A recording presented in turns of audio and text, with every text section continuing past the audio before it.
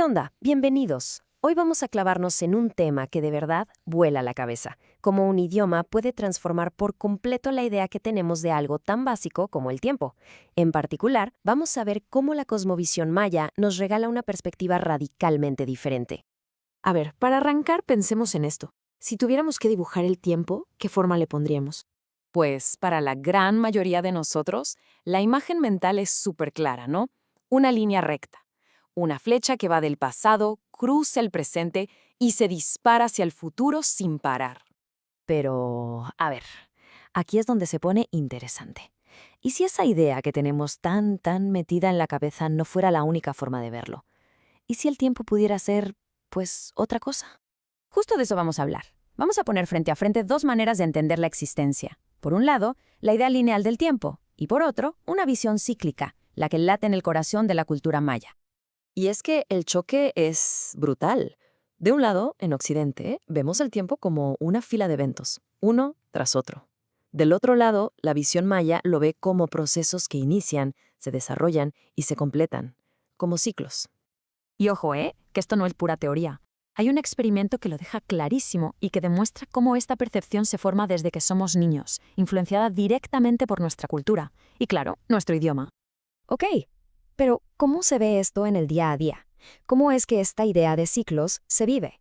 Pues la clave, la respuesta, está escondida a plena vista, en la gramática del idioma, específicamente en sus verbos. Aquí está el meollo del asunto. Pongan atención. El maya no funciona como el español, con pasado, presente y futuro. No. Usa algo llamado aspecto verbal. O sea, lo importante no es cuándo pasa algo, sino cómo está pasando esa acción. ¿Está a la mitad? ¿Ya terminó? ¿Es algo que se repite? A ver, para cacharle bien a esto del aspecto, primero hay que entender que los verbos en maya se organizan diferente. Les importa mucho si la acción afecta a un objeto o no. Por ejemplo, hanal es la idea general de comer, pero hantik es comer algo en específico. El foco siempre está en la acción y su consecuencia. Bueno, ya mucha teoría. Vamos a ver cómo funciona esto en la práctica, con ejemplos reales.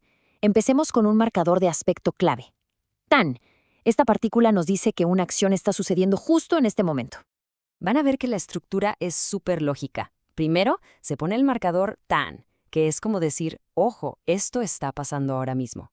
Después, la persona, in, que significa yo. Y al final, la acción, hantik pizza. Y listo. Si juntamos todo, tenemos tan in hantik pizza, que se traduce como estoy comiendo pizza.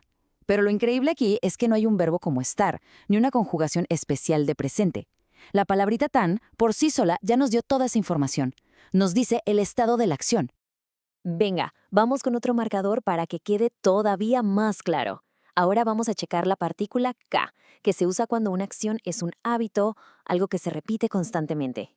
La onda con K es que nos dice que algo es costumbre. Y tiene este detalle curioso.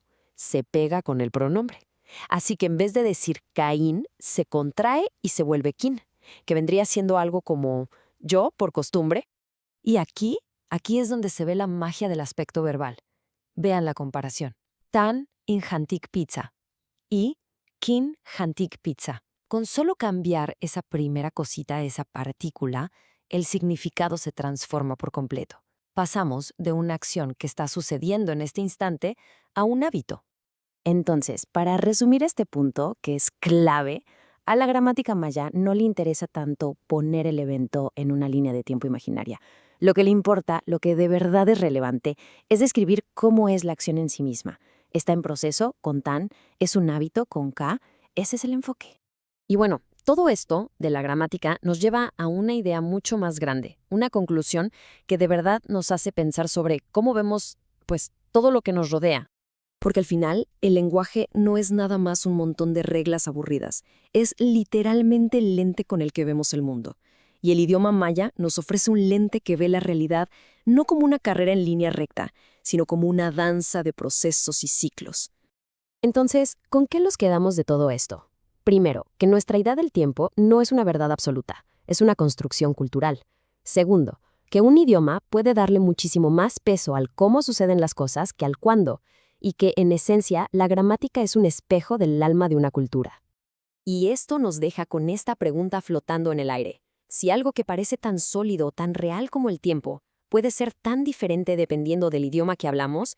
¿Qué otras cosas que damos por sentadas son en realidad solo una versión de la historia, contada con nuestras palabras?